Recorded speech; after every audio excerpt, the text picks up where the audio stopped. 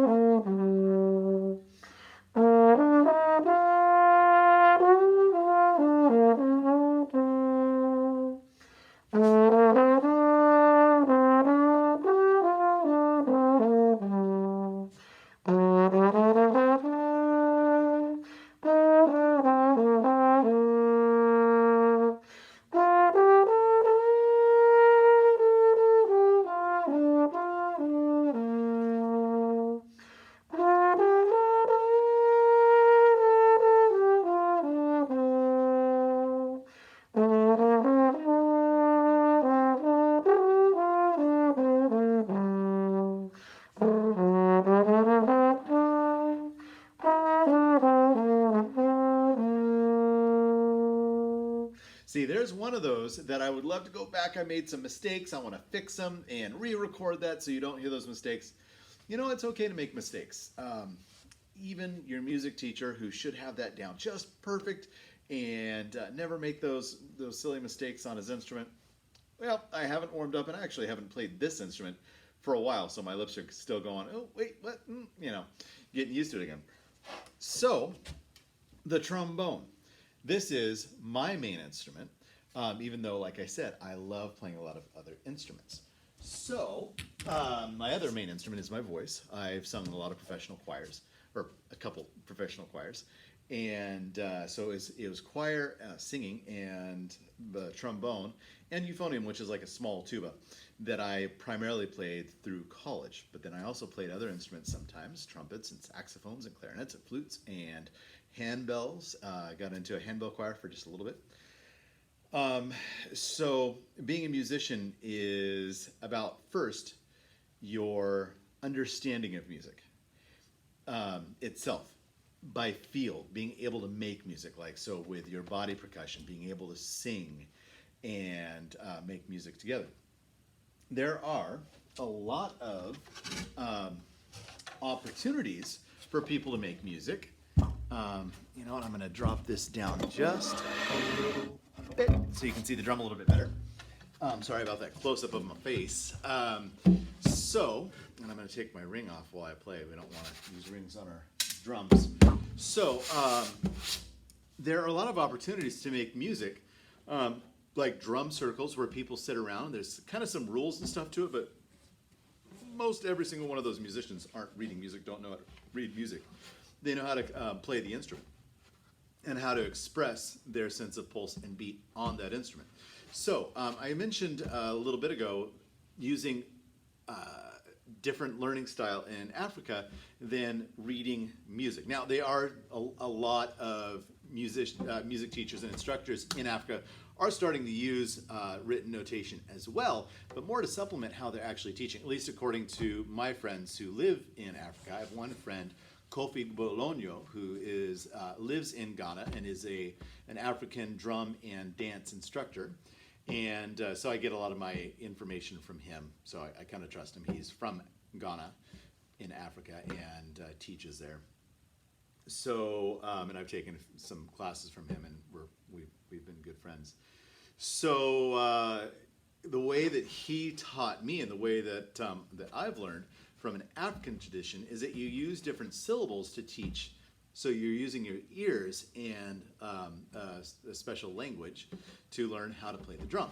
So you might say dun for your left hand. Dun, you want that big open vowel, dun, for the bass with your left hand. And maybe goon, dun, goon, dun, goon. And then da, ga for the edge tones. Dun, goon, ga, da, ga, dun, goon, da, ga. So if I said dun, ga, it'd be dun, ga, dun, ga. So you'd repeat it, you'd say it, and then you could play it on the drums, and people get, quite good at that. So now there are two different types of edge tones, a slap and the edge, and I'm not very good at those yet. My friend Pete Santucci, who's a music teacher down in Marin County in the Bay Area where I used to teach, he and I are very good friends, and he's a phenomenal African drummer, and he can get some great different sounds off the edge of the drum. I'm not quite there yet. I'm still working on it, but I can get some basic two good tones at least from it.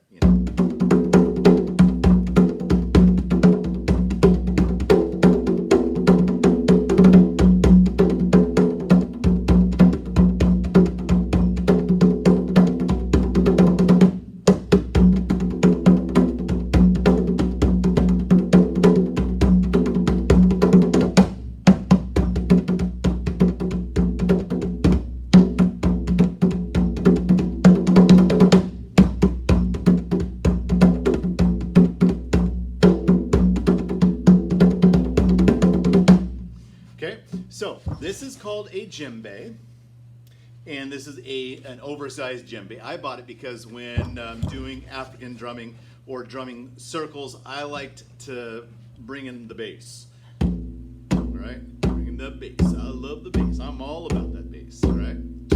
So I liked bringing that to into the group. I liked bringing that sound. Okay. So again, another example of a tradition using your auditory, your ears, and verbal communication to learn an instrument rather than the stuff that we're doing here. So then why learn how to read music and the theory and all that? Because it's kind of like, as I've said before, it's like storytelling. You can totally tell stories without being able to read. And there have been, we've been telling stories for many thousands of years. And like I had mentioned, my grandmother used to tell us stories about her growing up, and we loved hearing those stories. She wasn't reading them, she was just sharing them. Now, if I were to share those stories that my grandmother shared with me, with you, they might change just a little bit because of how I remember them. And then you might then share those stories with somebody else, and it'd change even more, and pretty soon it's changed a lot. So that's the advantage, one of the advantages of being able to write those stories down. So my mom and my dad and my sister and I are currently working on some of those stories, getting them written down so that our kids and grandkids and great grandkids can then still have those stories, and then sharing some of our stories within that as well. So it's good to be able to write things down. Same with music. Music would constantly be evolving over the centuries, unless we were to write it down. So because we have the works of Johann Sebastian Bach written down, I can play those on my trombone in a brass quintet, and it's true to the notes. It's true to how it was written. Now, it still might sound a little different because of maybe the change in the instruments themselves, maybe the interpretation of what's being written, but at least you have the basic structure of it, right? So that's a really good reason. It's also wonderful to be able to read music, because you can then share more music and learn more music and make more music. Just like a storyteller, if they can read, well, heck, you can read tons of stories all the time and really truly be a storyteller.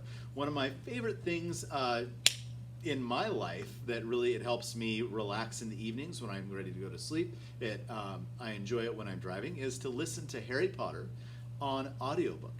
And the guy who reads it has all these different voices, and it's so wonderful to listen to. And he wouldn't be able to tell that story that long and all of those stories if he wasn't able to read. Okay, same thing with music.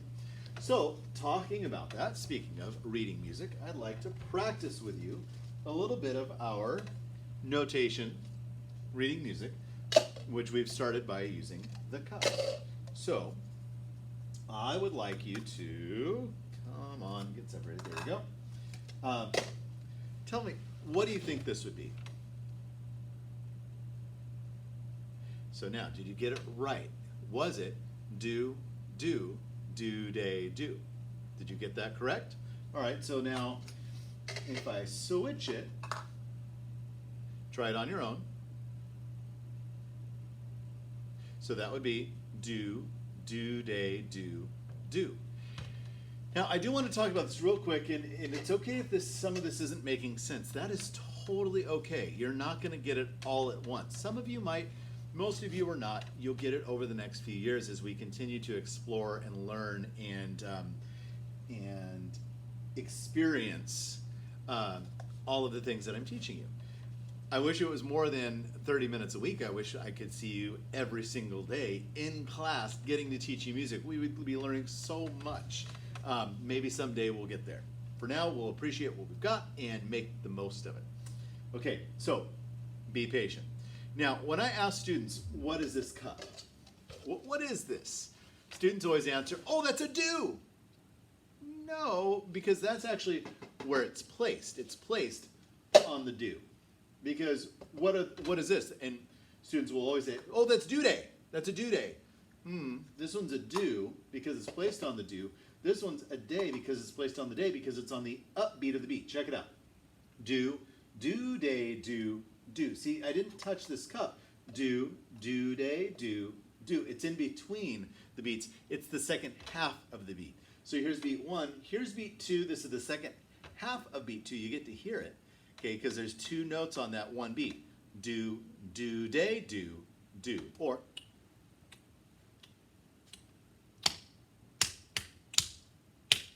right? So on that second beat, you get two notes. So first and second half of the beat. If you didn't understand that, that's okay. We're just brushing this stuff. I will brush over this stuff from time to time, not all the time. And over the next couple of years, it will start to really make sense. So be patient. And again, like I said, first and foremost, this stuff does not make you a musician. It only helps a musician make more music. Okay? So be patient with it. Don't let it make you feel overwhelmed at all.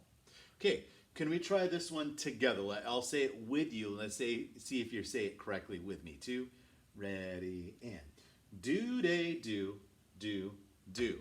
Did you say that? Do, day, do, do, do. Cool.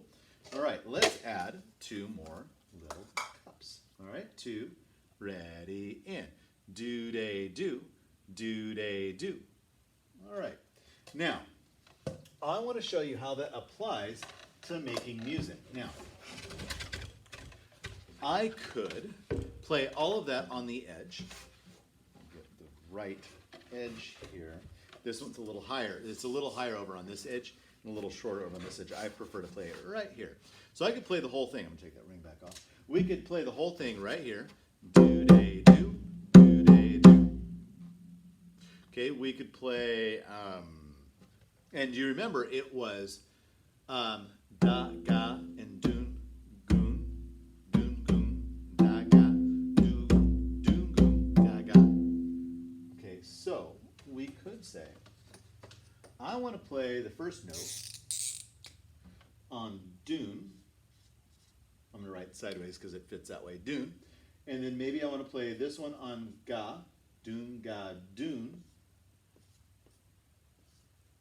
Then maybe we want to do da, ga, doon. I said dud.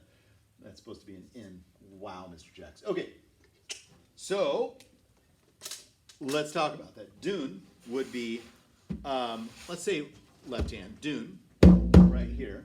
And then the ga is going to be the edge tone, ga, doon. Then we're going to have da, ga, doon. So doon, ga, doon, da, ga, doon. Okay, so the rhythm here, and then we decide where we want to play that rhythm on our drum. Okay. Next week, I might have my dear friend and stepdaughter, Bree, who is 9. She's in 4th grade. She might be helping me with some of these videos. She's going to say hi real quick, not step on my trombone. Hi. There you go. That's my Bree. Okay, so she might help me with a few of these videos with you guys next week. She just came in from recess, so she's going to get back to her schoolwork now. Okay, so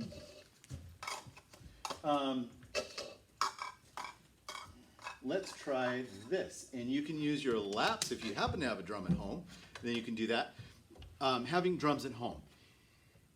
Awesome fun. Definitely have some instruments at home. You can go to your local music store. I know that the music store in Rockland, it's actually called The Music Store, and it's just off of Rockland Road. I forget, I think it's Granite Drive is where it's on. The side road that it's on off of Rockland Road, right down the street from my house, actually. Brian, the owner there, he stocks some mini djembes like these, but a lot smaller, and they're a reasonable price and they're quality instruments. And so having 1 or 2 of those around the house could be fun. And you and your parents and your family, you guys can make music together. And I will be showing you how to do drum circles a little later on using items around your house. So having drums could be a lot of fun. All right, so you can use your laps, you can use some drums, you could use maybe a hydro flask, makes really good sounds. Grab something and let's try playing these rhythms. So if you want to pause the video real quick to go grab something, go for it, and let's get started. All right, so we're going to say it and then we're going to play it. Say it, then play it. 2, ready, and do, day, do, day, do, do. Let's say it twice this time. 2 times 2, ready, and do, day, do, day, do, do. Do, day, do, day, do, do. All right, let's try playing that. Laps on hydro flask. If you have a drum, go for it. Here we go. 1, 2, ready, and do, day, do, day, do, do. Do, day, do, day, do, do. How'd you do? Pretty cool, right? So now we can come up with a couple different rhythms. You can then start layering rhythms. So what if we had one person playing that? Do, day, do, day, do, do. Well, then we might want another person to play do, do. No, yep, just like that. So one person might go do, do, do, do, or do, do, do, do. And that's a do, then this is a rest, this is silence where we have the cup turned upside. Do, do, do, do. So maybe one person's doing that, while the other person plays the other part. Do, day, do, day, do, do, do, day, do, day, do, do. With both those parts going at the same time. Okay? So that's kind of the concept of being able to take music, write it down, and figure out what rhythms might fit with other rhythms. Okay, so this week we're going to do a very quick reminder of some of the solfege before we end. Next week we're going to do more with our solfege. The solfege are the syllables that we sing to. What I've noticed with some of your video submissions is that we're getting confused a little bit with where the pitches go, and that's probably because I introduced too many too soon. So we're going to break it down to just mi and so to start with. Mi, fa, so. We're going to skip the fa. Mi, so, mi, and just use those two sounds, okay, those two syllables, mi and so. All right, I'll sing and then you sing. Mi, so, mi. So, so, mi. So if you notice, this one is higher than this one. So, so, mi. Mi, mi, so, right? So make sure that you're following so and mi. Mi is lower than so. So if you would like to respond to this video with some singing back to me for me, what I would love for you to do is share a video back using just mi, tabletop, and so, oh, can't see me, so. Mi, so, so, or so, mi, or so, mi, so, right? There's just a few combinations that we can do, all right? And we're going to get into that a little bit more next week and then transfer that onto some instruments so you kind of see where that's going. All right, take care and take it easy. Don't stress. Have a good time learning as much as you can. Love you. See you. Goodbye.